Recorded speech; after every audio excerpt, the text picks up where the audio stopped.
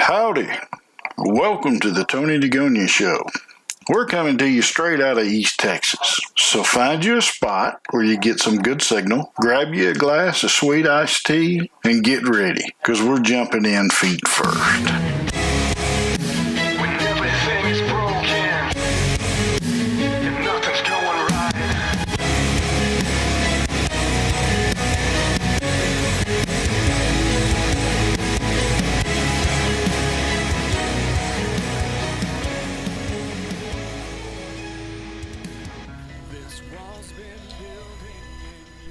Hi, this is Tony DeGonia with the Tony DeGonia Show.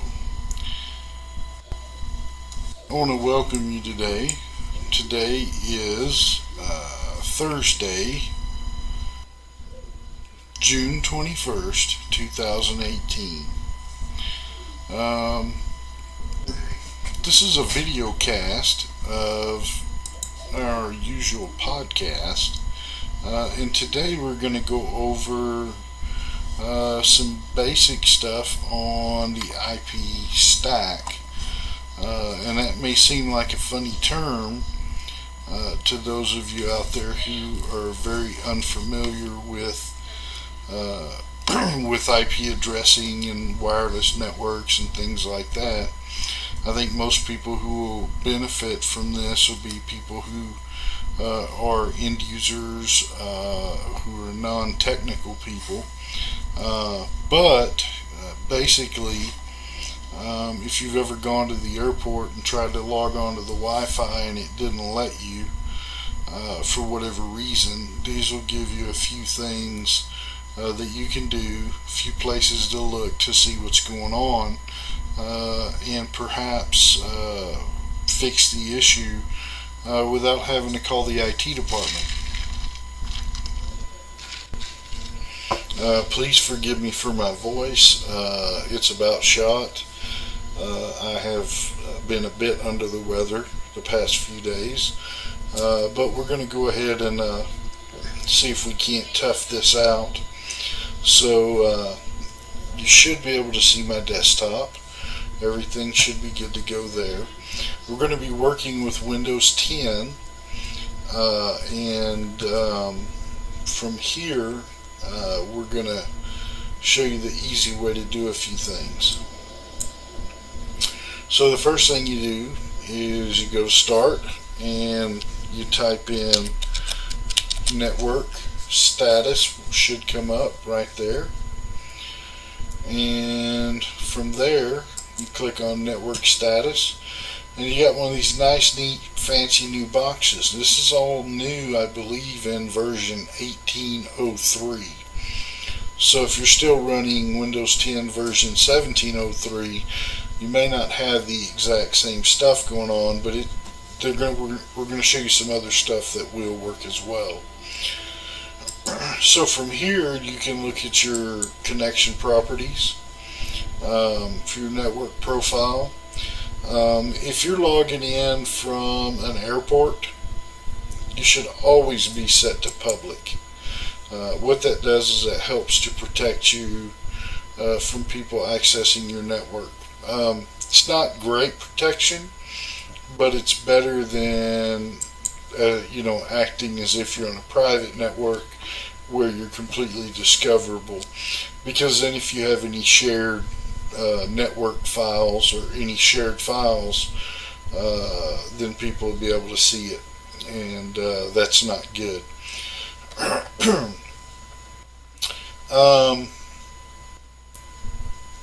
You can also use random hardware addresses. Basically what that does is it will change the MAC address that shows up for your different connections, like your hardwire connection and your Wi-Fi connection. And we'll talk more about hardware addresses in just a little bit, but essentially a hardware address is kind of like a fingerprint for your network interface. Every piece of hardware that transmits and receives has a hardware address, like a fingerprint, and they're all unique. So you'll never find two devices with the exact same hardware address. In this case, I have it turned off because this is a fairly new feature in Windows 10. We can also set up to use metered connections. I don't use this because I have an unlimited connection, but I also use satellite internet. So if, for example, I were metered on my satellite internet, then I could set this and it would only allow me to use so much internet before it stopped. Here I could set a data limit, that sort of thing, but I'm not too concerned with that. We're going to skip the IP settings for a second. We're going to look at the properties. In this case, the properties, we've got the SSID, we get the protocol, which is 802.11n. We're running WPA2 personal, which I will tell you, you should never run anything lower than WPA2 personal. Anything below that, and you might as well just hold up a billboard and advertise your login credentials and that sort of thing. And I also am using AES encryption, which is about the highest you can get right now.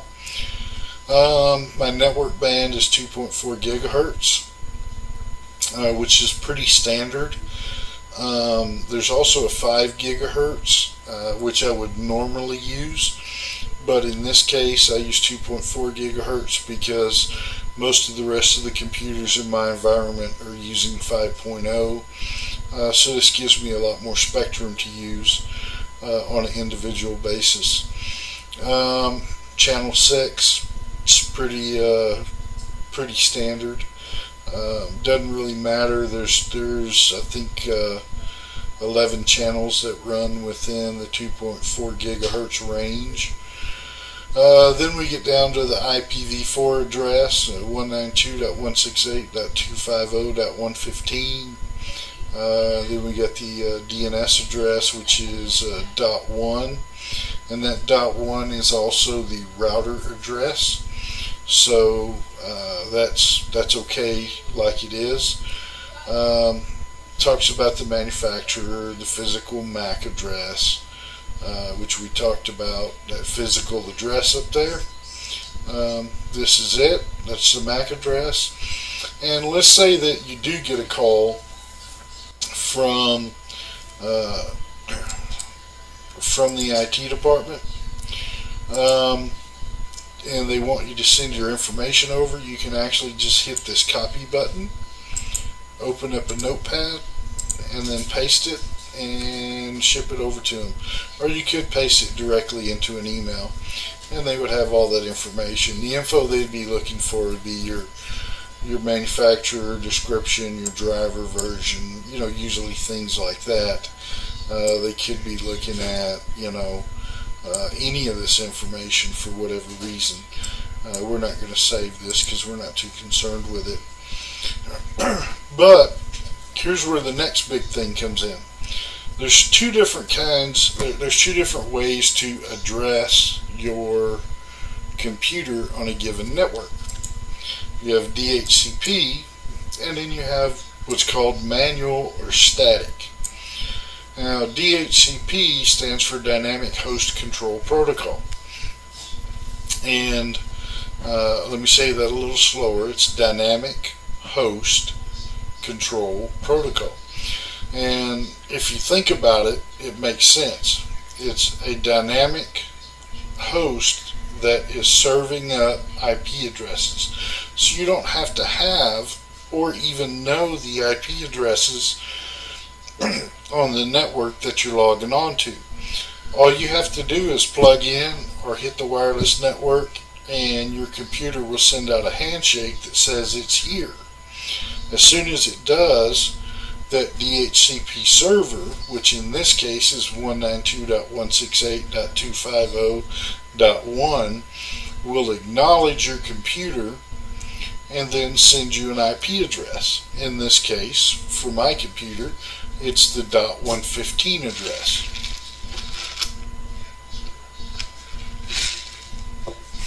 Now, in some computer network environments, some IT administrators like to assign manual addresses. And that's great if you're working in a heavy server environment, or you've got lots of printers or peripherals that need to have static IP addresses. It's great for that. But for standard computers, laptops, tablets, things like that, in today's environment, it doesn't make sense to do that in most cases, because if it breaks, then you have to track that a lot more heavily. And if you're going to airports and traveling all over the place, then you'd have to run DHCP anyway, because most places you're going to find are going to run DHCP. So I could turn on IPv4, put in an IP address. This would be my subnet, which is 255.255.255.0, and then my gateway, which would be .1, and then my DNS addresses, which are my dynamic name servers.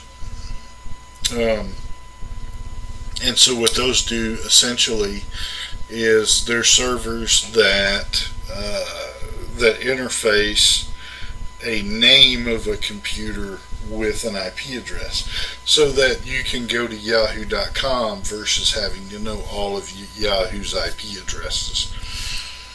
So, there's a good purpose for this. You can put in two DNS addresses. In this case, I use 192.168.250.1. The reason I do that is because I run a protocol called NetBIOS, and NetBIOS allows me to find computers on the inside of my network and go straight to them via name versus IP address. So we're not going to do anything here. We're going to leave this as DHCP. We'll just cancel out of it. And this is pretty much what we can see here. We'll change this back to, we'll leave this at private because I'm on my home network right now. So we'll go back one, and we can see our available networks by clicking on Show Available Networks. We can look at our hardware properties, which we looked at a while ago. We can manage known networks. So let's say that we've got a ton of places we've been, and we know we're not going back to some of them, and we just don't want to store a bazillion known networks. We can actually go in there, right click on one of these, and actually left click on it, and you can either look at the properties or you can forget it. If we look at the properties, this is what we see. There's not much to it.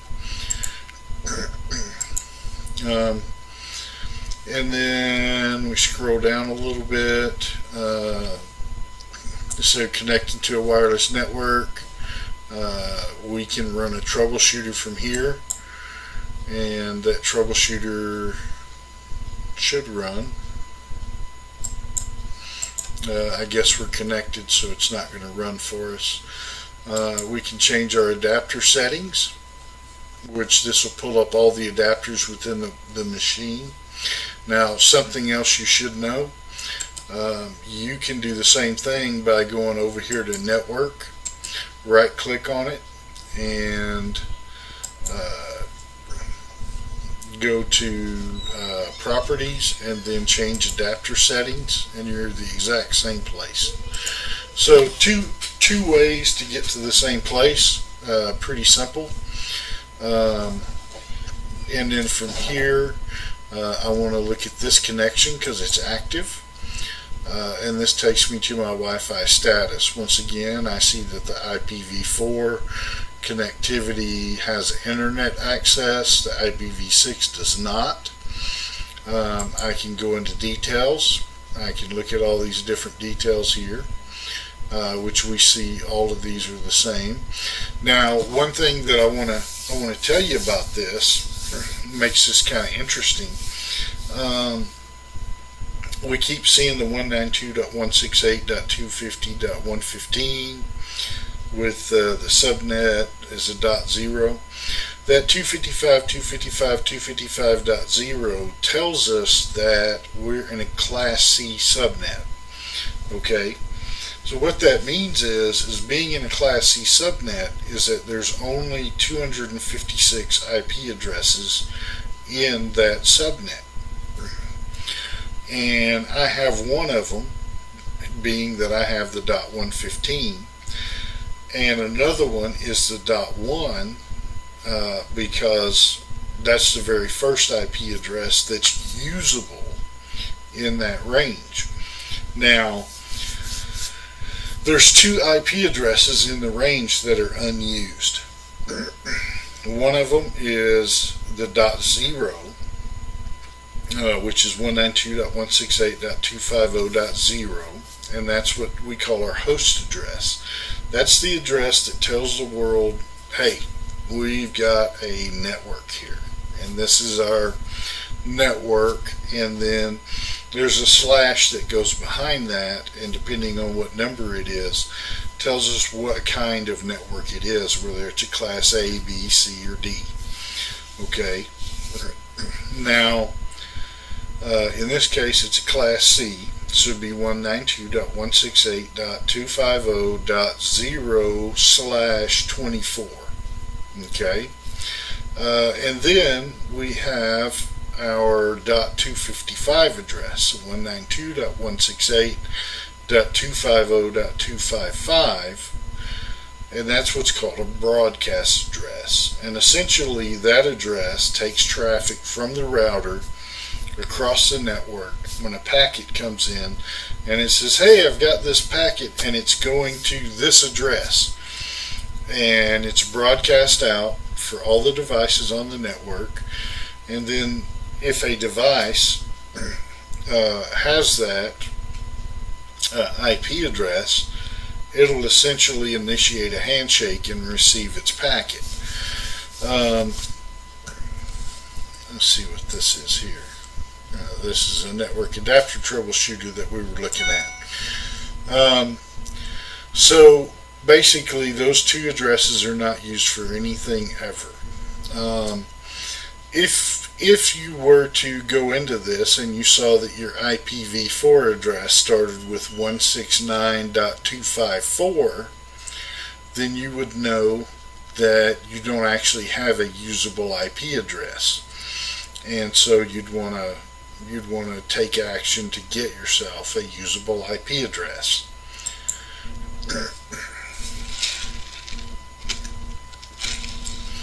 So from here we can do a couple of things. We can look at the properties, which I don't recommend you digging into this unless you absolutely have to.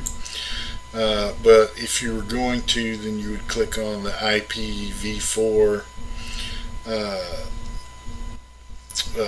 tab here, and then click on properties, and you can see that you're set to automatically receive DNS servers and IP addresses automatically. Don't want to mess with this any more than you have to. It's just, it can cause you a lot of trouble. So we'll cancel out of that, and we'll cancel out of this, and we're right back to where we started. Now if you wanted to diagnose your connection, then you could do that, and it would give you a diagnostic readout. Basically, if you were unable to get to the internet, then you could do that, and it would give you an idea of what the problem was, and if it had a fix, then it would do an automatic fix for you. Let's say you want to disable this interface. Well, you can do that. It's not a wise idea to do unless you know that you really need to do it, because it's going to make that interface not work anymore. And now, gosh, you've got nothing left. Easy way to fix that: go to change adapter settings, and looky there. You got all your adapters here. There's your Wi-Fi adapter. If you right click on it, then you can click on enable. And Bob's your uncle. It turns your Wi-Fi adapter back on, and you get an IP address again. Let's see. You can go back to status. I think that's about all you could really do from this interface. One other thing that you could do is you could disconnect and say connect to a different interface. So I'll connect to the 5G interface. It's not going to matter much. You're still going to, have the same basic settings. But let's say you've got two different wireless networks that take you to two different, networks within the building. Then you could do this to go back and forth. So anyway, this is what we call the GUI interface. Works pretty good as long as it's working. And it generally does. Microsoft has got the GUI interface down pretty good. There's other ways to do these things, but these are probably the most common. So now we're going to get you over to the fun stuff. So excuse me, my throat is starting to kill me. So I keep a link to my command prompt here, but most people don't. So if you need to find your command prompt, just type in CMD, and there you go. You got your command prompt. Now we're going to stretch this booger out just a little bit because we're going to really dig into this one.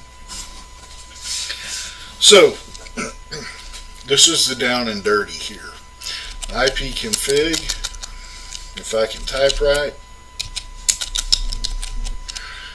will give you your information. Now remember all the information we saw in the GUI? This is the same information here.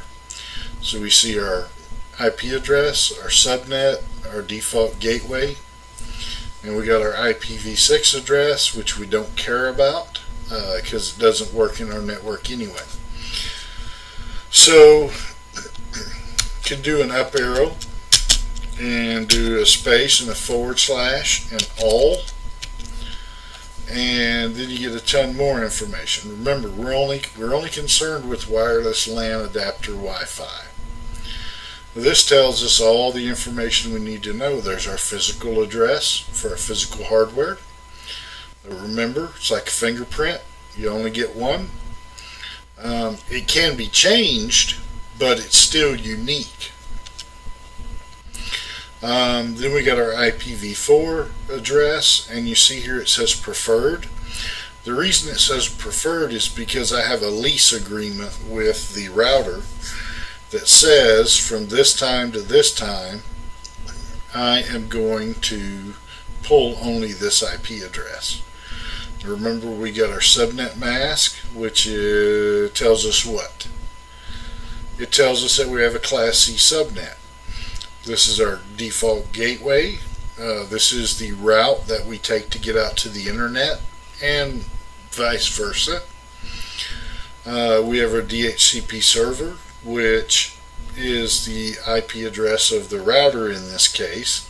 Now this could be another server that's within your network, but in this case, because I have a small network, it's not, we use the same network, the same DHCP server and gateway. And then we got our DNS server. Now remember, we're using the internal DNS server because of the NetBIOS and searching domain names and things like that within our own network. So there's a couple of other things that I want to show you real quick, and everything comes from ipconfig. So we've got that. Let's do a /question mark.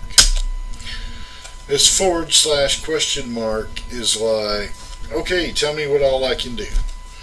We can do release, renew, flush DNS, register DNS, display DNS, and any ton of other of things that we want to do.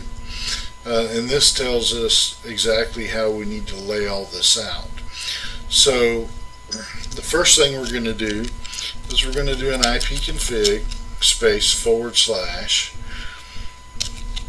display DNS. Okay, and so what this has done is this has archived all the different IP addresses that this computer's been to, all the different things that stuff running in the background has reached out to, record times, data length, just information about the computer and where the applications in the computer are going to. So let's say that you've been working on your computer, you go to bed at night, or you go home from work or whatever, and you leave your computer up and running. And then the next day you come back and your computer's not running right. You can't get to where you want to go, you got some issues, things are kind of crazy. So you can do one of two things, one of three things actually. The first thing you could do is call IT, and they're going to tell you to do one of these other two things. IT's probably going to tell you to reboot your computer. And that's okay, because rebooting your computer is always a great place to start. But what I want you to know about is you can always go in and do an ipconfig /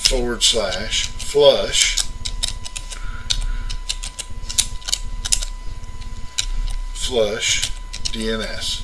And when I first learned this, I thought it was funny because the guy who taught me this said, hey man, it's kind of like flushing the toilet. You flush all that nasty stuff out and you get all new fresh stuff, right? Okay, it's kind of gross, it's not for everybody, but it makes sense. It was kind of a cute analogy or whatever. And so it cleans out your DNS, it flushes the toilet. So now if you go back and you display DNS, well, there's nothing there. It's cleaned out all the yucky stuff. So now when you try to go to a web page that you weren't able to go to, or an element within your network, there's nothing redirecting you to the wrong place anymore. So now it has to do the full lookup and get you where you need to go. So that's a good thing to know about. Let's bring up our help files. The other things that you need to know about that are really, really important is, let's say you log onto your computer but you can't go anywhere, so you go through the process and you look and you see that you've got the dreaded 169 IP address.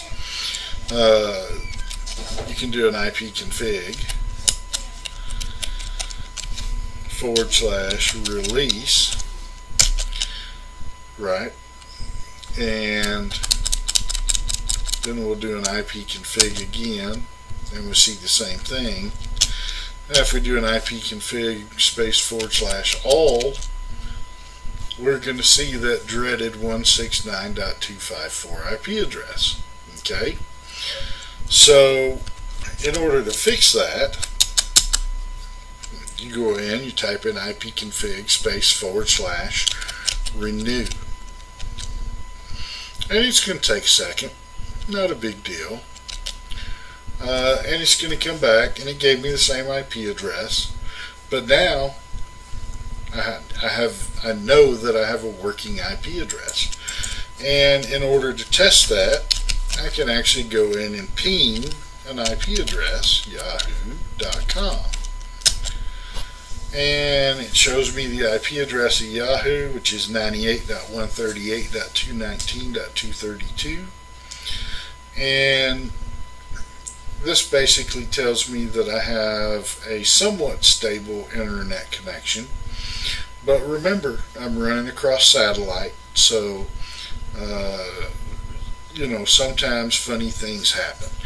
If I were on a customer site and I got that, I'd be calling the internet service provider going, hey, this stuff's broke, we need to fix it, blah, blah, blah. But because I know what kind of service I get, and I get real high latency times and things like that, I would do a different ping. I would do a ping to the gateway.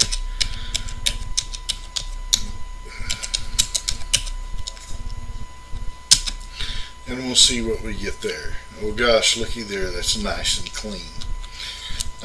So I know that I'm getting to the gateway, and I know that 75% of the time I'm getting a Yahoo.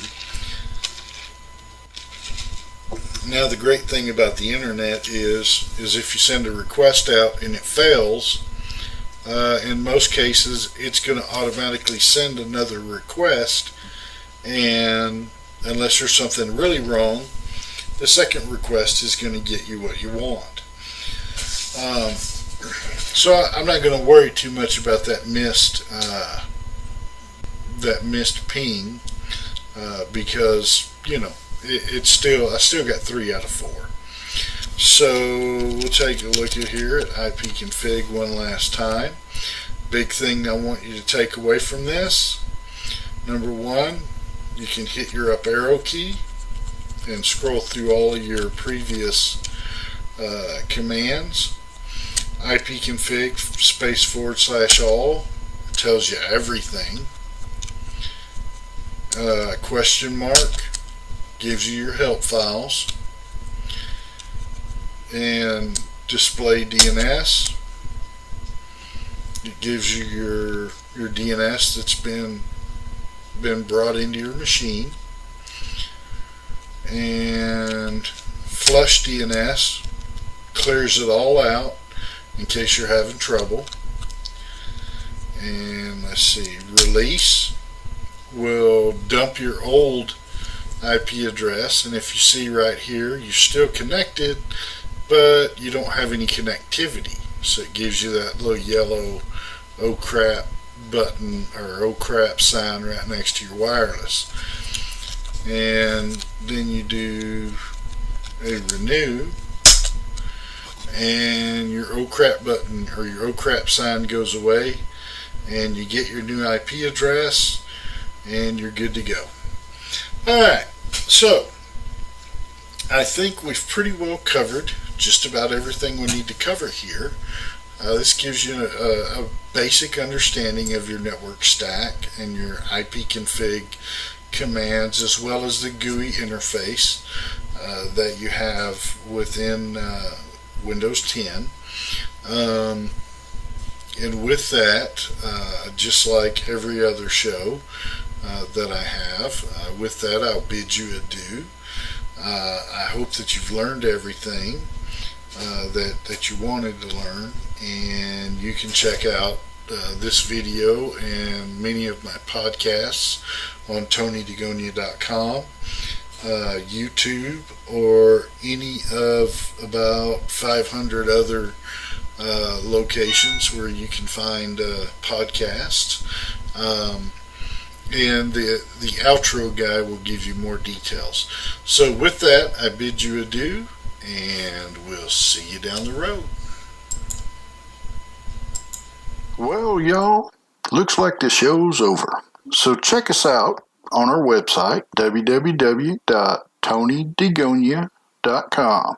Then click on the Tony DeGonia Show button at the top of the page. You can also check us out on YouTube, iTunes, Google Play, Podbean, or Spotify, or any of our social media outlets, which you can find on our website, at www.tonydegonia.com. Hey, thanks for listening in, and we'll see you down the road.